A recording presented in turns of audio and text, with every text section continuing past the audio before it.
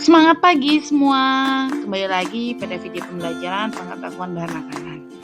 Kita akan melanjutkan materi kita tentang pengolahan dan hasil olahan daging. Kira-kira apa aja ya hasil olahan daging dan gimana sih cara pengolahannya? Ayo kita pelajari. Ada beberapa hal yang harus diperhatikan untuk pengolahan daging agar hasil masakan yang kita buat itu menjadi lebih lezat, lebih nikmat untuk dikonsumsi. Yang pertama adalah pilih karkas daging yang sesuai dengan jenis hidangan yang akan kita buat. Jadi ingat ya, sebelum kita membuat hidangan, kita harus tahu dulu hidangan tersebut menggunakan daging jenis apa atau daging bagian apa. Yang kedua, jika menggunakan teknik menggoreng dalam pengolahannya, maka sebaiknya daging itu direndam dalam bumbu atau dimarinate sebelum proses lebih lanjut.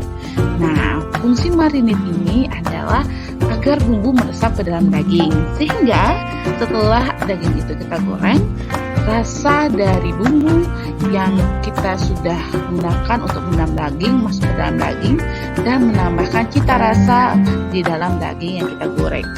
Yang ketiga, jika memasak daging berkuah, sebaiknya bumbu ditumis dengan daging. Lalu api dikecilkan, biarkan bumbu meresap ke dalam daging hingga cairan dalam daging keluar. Baru setelah itu, cairan yang lain, maksudnya jika ingin menambahkan cairan berupa air, baru dimasukkan. Fungsinya agar bumbu meresap lebih sempurna ke dalam daging, sehingga cita rasa daging dan kuah yang dihasilkan pun menjadi lebih sempurna.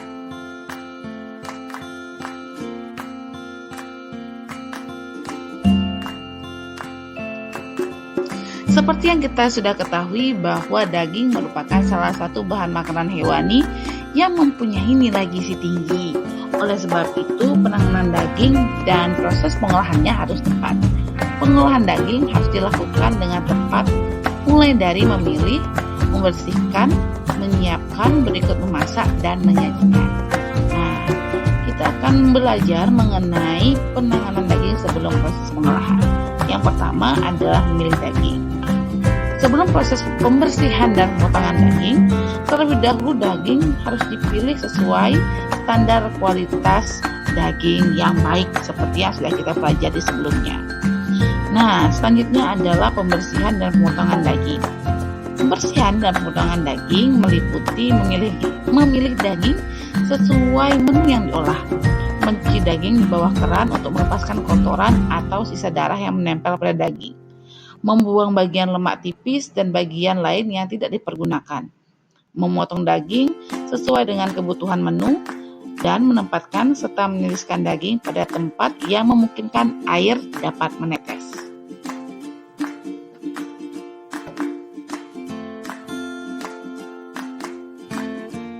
Teknik-teknik pengolahan yang dapat kita gunakan dalam mengolah daging yaitu grilling, roasting, deep frying, shallow frying, braising, poaching, boiling.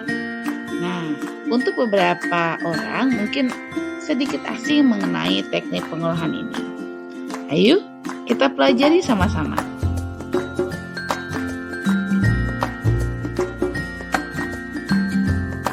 Yang pertama adalah roasting. Roasting adalah memasak daging dalam oven. Daging diletakkan di atas roasting pan yang telah diminyaki tanpa ditutup. Selama dipanggang, daging sekali-kali harus disiram dengan minyak atau air daging yang keluar dari daging itu sendiri.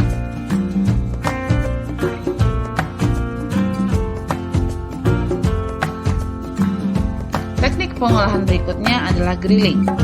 Grilling adalah proses memasak bahan makanan dengan menggunakan panas api. Bahan makanan langsung bersentuhan dengan api. Apinya bisa berupa bara api, arang, atau api kompor. Sumber panas atau sumber apinya biasanya berada di bawah makanan yang sedang dimasak. Teknik pengolahan daging dengan cara grilling dapat dibedakan menjadi 3 cara, yaitu overheat, underheat, dan between heat.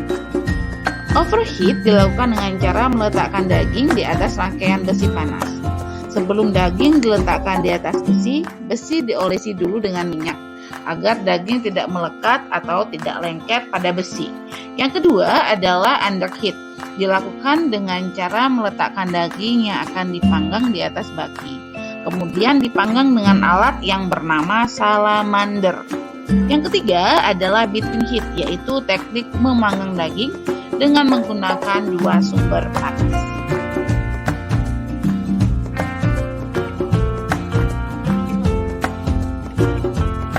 Teknik pengolahan berikutnya adalah teknik deep frying dan shallow frying. Nah, deep frying ini sebenarnya sangat sering kita gunakan dalam kehidupan kita sehari-hari dalam pengolahan berbagai jenis makanan. Deep frying merupakan teknik pengolahan dengan cara digoreng atau menggunakan minyak dalam jumlah yang banyak, sehingga bahan makanan yang kita olah itu terendam oleh minyak. Yang kedua adalah teknik shallow frying. Teknik ini juga sangat sering kita gunakan, yaitu teknik yang menggunakan minyak ataupun menggoreng dengan minyak yang sedikit. Nah, contohnya mungkin seperti kita membuat tumisan, ya, itu menggunakan minyak yang sedikit. Jadi itu menggunakan teknik shallow frying. Kalau yang deep frying, contohnya yang kita dalam kehidupan sehari-hari seperti saat kita menggoreng kentang goreng, pasti kita menggoreng dengan minyak yang banyak. Itu disebut dengan deep frying. Lagi satu contoh shallow frying adalah ketika kita membuat telur dadar, pasti kita menggunakan minyak yang sedikit. Nah, itu disebut dengan teknik shallow frying.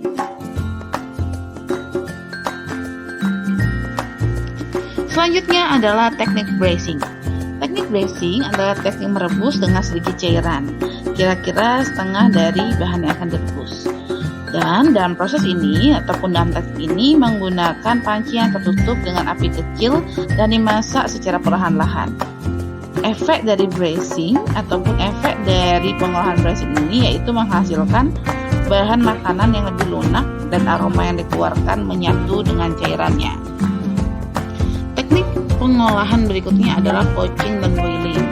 Sebenarnya teknik pengolahan poaching dan boiling ini hampir sama, tetapi ada sedikit perbedaan.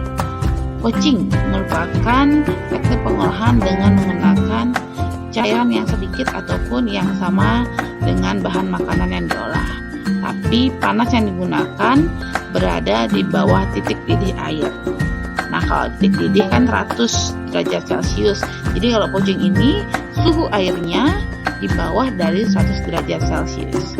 Lalu boiling merupakan teknik pengolahan dengan cairan yang jumlahnya sama dengan bahan yang dimasak. Dan panas yang digunakan sampai dengan titik didih, yaitu 100 derajat Celcius.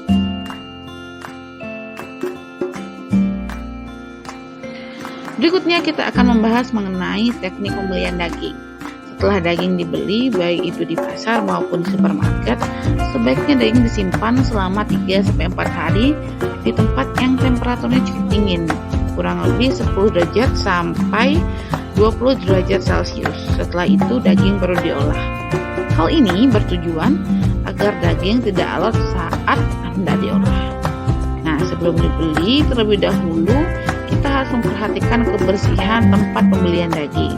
Pilihlah tempat penjualan daging yang bersih dan higienis karena sangat amat berpengaruh pada kualitas daging yang kita beli.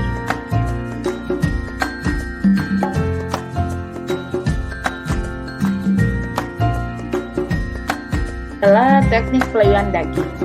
Melayukan daging harus dengan cara yang tepat dan benar untuk menjaga mutu dan kesegaran daging. Hal ini karena daging merupakan tempat yang baik bagi bakteri untuk berkembang biak dan menyebarkan penyakit. Tujuan dari pelayuan daging adalah untuk menghambat pertumbuhan bakteri. Lalu pengeluaran darah menjadi sempurna sehingga meminimalisir kerusakan akibat mikroorganisme. Yang ketiga, lapisan luar daging menjadi kering sehingga kontaminasi mikroba pembusuk dari luar dapat ditahan. Yang terakhir, untuk memperoleh daging dengan tingkat keempukan yang optimal.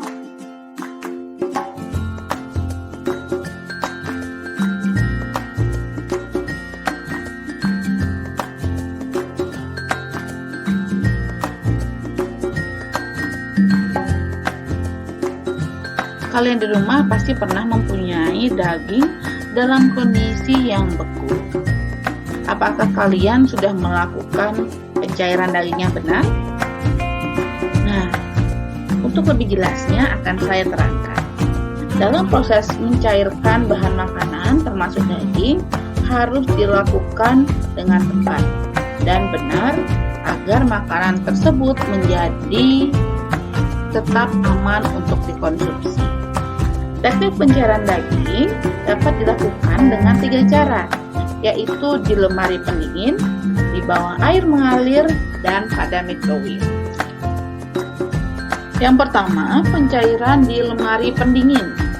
Pada saat pencairan, daging beku dalam lemari es.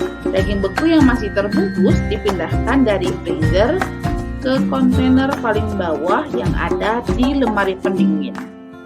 Suhu lemari pendingin sekitar 4 derajat Celcius. Yang kedua, pencairan di bawah air mengalir.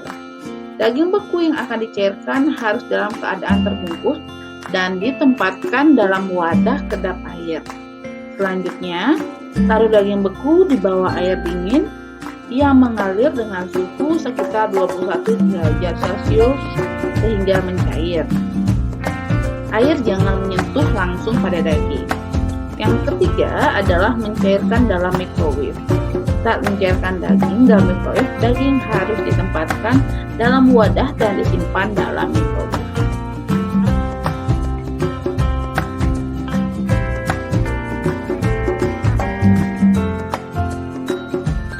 Setiap bagian daging memiliki kelunakan yang berbeda. Misalnya, bagian punggung biasanya memiliki daging yang lebih lunak daripada bagian leher.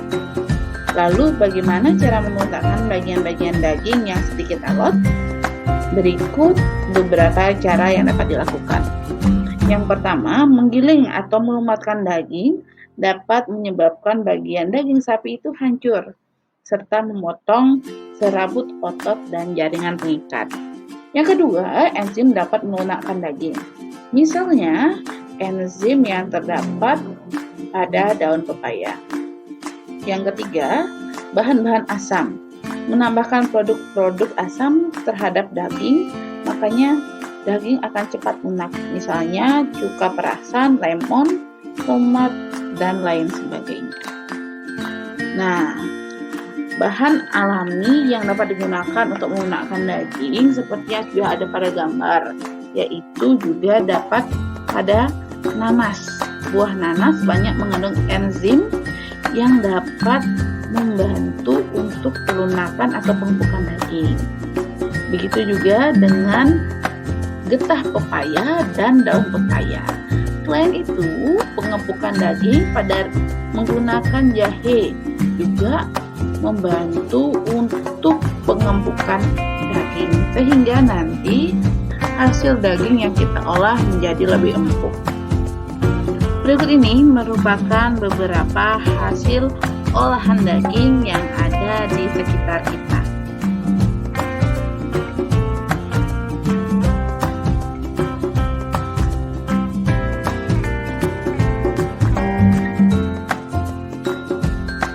Beberapa hasil olahan daging yang dapat dilihat pada gambar bisa berupa sosis, lalu sate, rawon, iga, dan ada juga steak.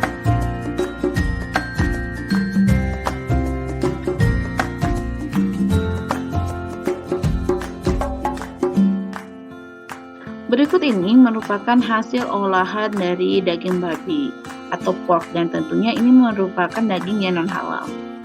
Daging ini dapat diolah menjadi berbagai macam olahan seperti babi guling, abon, dan juga urutan. Jika ada yang belum tahu urutan ini merupakan sosis khas Bali.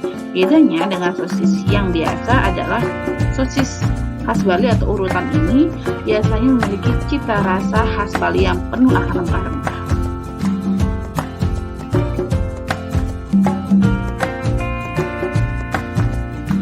Sekian materi pengetahuan bahan makanan tentang pengolahan dan hasil olahan daging. Saya harap melalui penjelasan yang telah saya berikan, kalian semua dapat lebih mengerti tentang pengolahan daging dan hasil olahan daging. Pada pertemuan berikutnya, kita akan membahas mengenai poultry atau unggas.